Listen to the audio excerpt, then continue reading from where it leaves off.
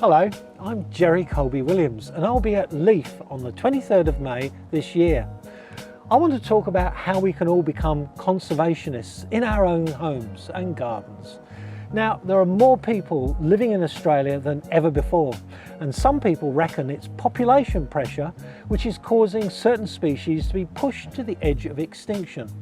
While that may be true, there are a number of things that we can do as gardeners to help save things. Now, for example, this is First Fleet coffee. It arrived in Australia in 1788, and it's only because people save the seed of this and keep growing it that it hasn't become extinct.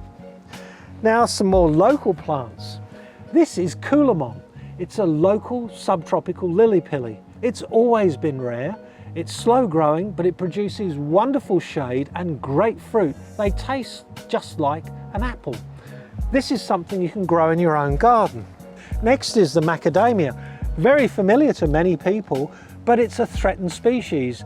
Again, every single macadamia you grow that comes from wild source can be helpful towards their conservation, and their genes are important for sustaining it as an international nut crop. And lastly, this is Greg's Woompy, and this is a subtropical treasure. There's only one tree left in the world just outside Maryborough. It's a small tree, so it'll fit into a small garden. It'll produce fruit and flowers, and the fruit are delicious. Every single one of these trees is precious, and you can conserve it simply by growing it at home.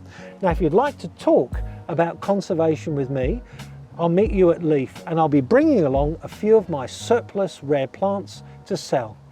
Let's see you there. 23rd of May, don't miss it.